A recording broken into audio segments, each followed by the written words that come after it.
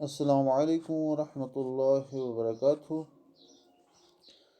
پیارے بچوں، آج میں معروف مدین شیخ آپ کے سامنے پھر حاضر ہوں، اور چونکہ ہمارا ٹاپک جو پچھلے کئی دنوں سے چل رہا ہے وہ ہے واٹر، تو اسی ٹاپک کو ہم آگے لے جاتے ہیں اور دیکھتے ہیں کہ آج ہم نے کیا پڑھنا ہے۔ چونکہ ہم اوشینک مومنٹس پڑھتے ہیں تو اس میں ہم نے پڑھا سونامی کے بارے میں ہم نے پڑھا، اور پھر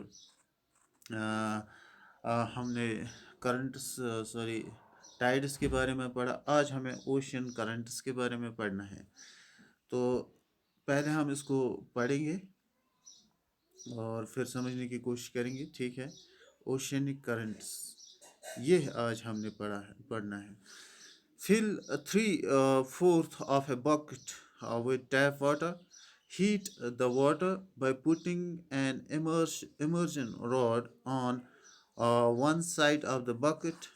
On the other side, uh, sorry, گئے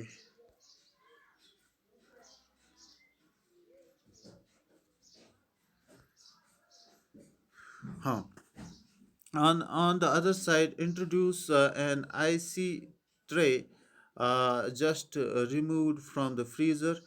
Add a drop of red ink to observe the path of the current by the process of convection. Ocean currents are streams of water flowing constantly on the ocean surface in definite directions. The ocean currents may be warm or cold. Generally, the warm ocean currents originate near the equator and move towards the poles. The cold currents may carry water from polar or higher latitudes to tropical or lower latitudes. The Labrador Ocean current is cold current, while the Gulf Stream is a warm current. The ocean current influences the temperature conditions of the sea. Warm currents bring about warm temperature over land surfaces. The areas where the warm and cold currents meet to provide the best fishing ground of the world. Seas around Japan and eastern coast of North America are such examples. The areas where a warm and cold current meet also experience foggy weather, making it difficult for navigation.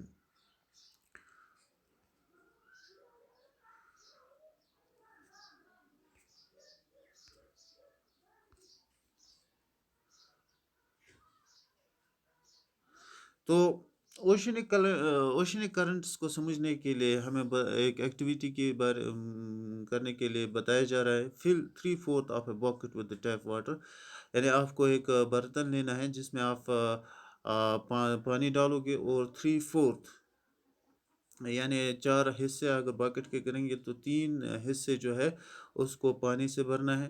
Heat the water by putting an immersion rod on one side of the bucket کے ایک side میں water کو heat کرنا ہے، اور ایک ایمرجن rod کے ذریعے سے۔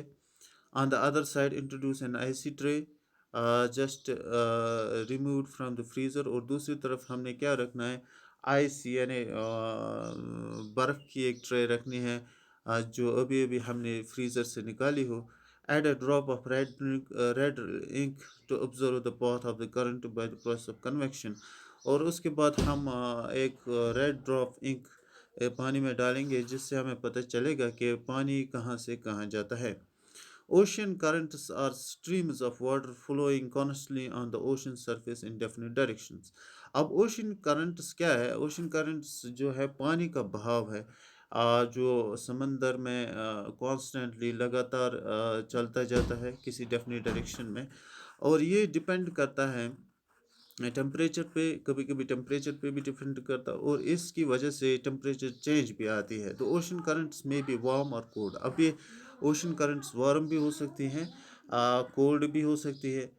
Generally the warm ocean currents originate near the equator and move towards the poles.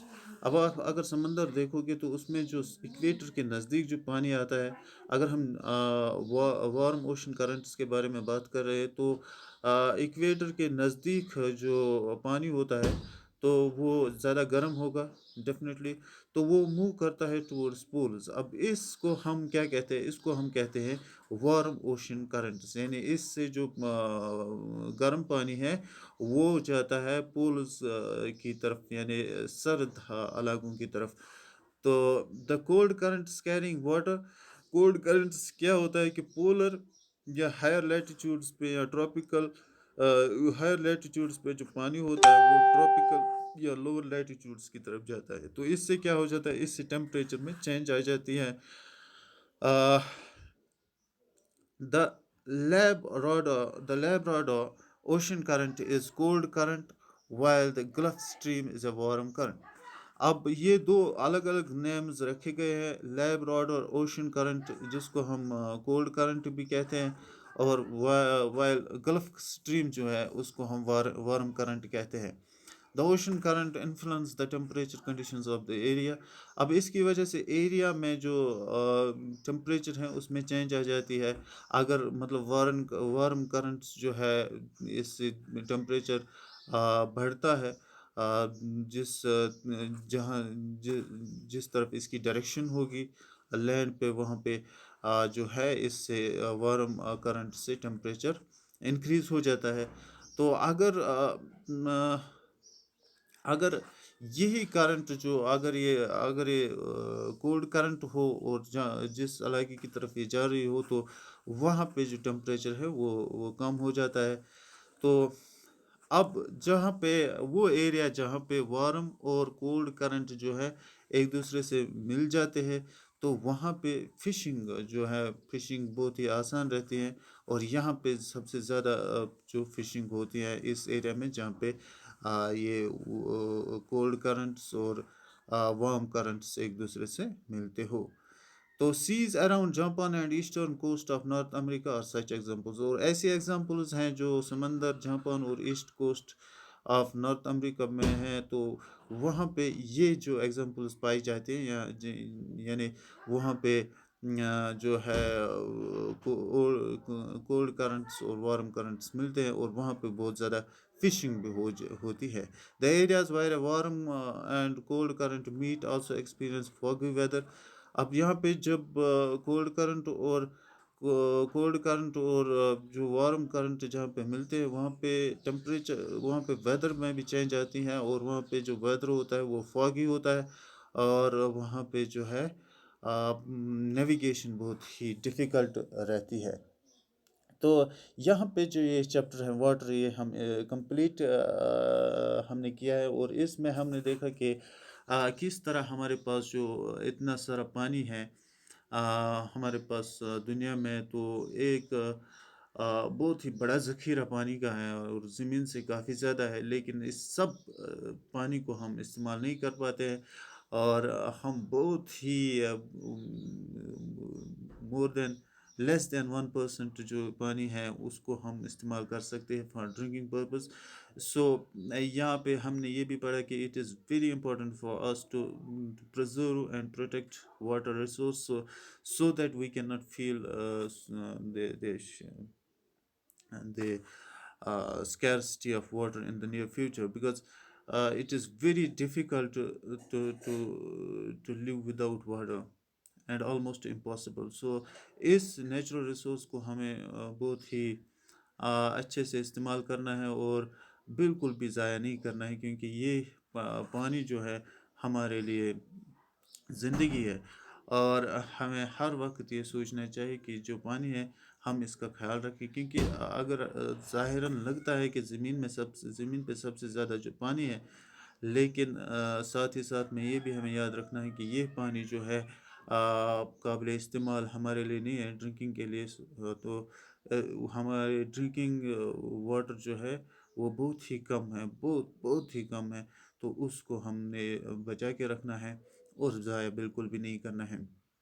تو پھر اس کے بعد ہم نے دیکھا کہ سمندر میں کون سی پانی کی جو مومنٹس ہوتی ہیں ان کو ہم کیا کہتے ہیں. ہم نے اس میں ویوز پڑھا، ہم نے سونامی پڑھی، ہم نے ٹائڈس پڑھا، ہم نے اوشینک کرنٹس پڑھا، اور اس کے ذریعے سے کون سی چینج آتی ہے ٹمپریچر، اور ان ویوز کے ذریعے سے ہم کون سا فائدہ اٹھا سکتے ہیں، اور ساتھ ہی ساتھ میں یہ بھی پڑھا ہے کہ یہ جو پانی ہے یہ ہمارے لیے تباہی بھی لا سکتا ہے، اور اس کے بچاؤ کے لیے ہمیں کیا کیا کرنا چاہیے، یہ سب چیزیں ہم نے اس واٹر میں پڑھا، اور مجھے امید ہے کہ اس چیپٹر جو آج ہم نے کمپلیٹ کیا اس سے ہمیں بہت کچھ سیکھنے کو ملا ہوگا، اور انشاءاللہ اگلے چیپٹر میں ہم ساتھ ہی ساتھ اور سمجھنے سوچنے کی کوشش کریں گے، اور ایجوکیٹڈ ہونے کی کوشش کریں گے، اور یہاں پہ میں یہ بتانا چاہوں گا کہ ایجوکیٹڈ اور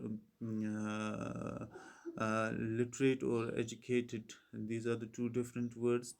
We need to be educated. Literate can be everyone, but educated are few people. So educated ہونے کا مطلب ہے کہ اگر ہم نے یہ سب کچھ پڑھا تو ہمیں پانی کا جو ہے اچھا استعمال کرنا چاہیے، اور بالکل بھی ضائع نہیں کرنا چاہیے. اگر ہم لٹریٹ ہی رہے تو ہم اس سے کوئی فرق نہیں پڑے گا، بس ہم نے انفارمیشن ذہن میں رکھی ہے اور ایگزام دیں گے تو پاس ہو جائیں گے.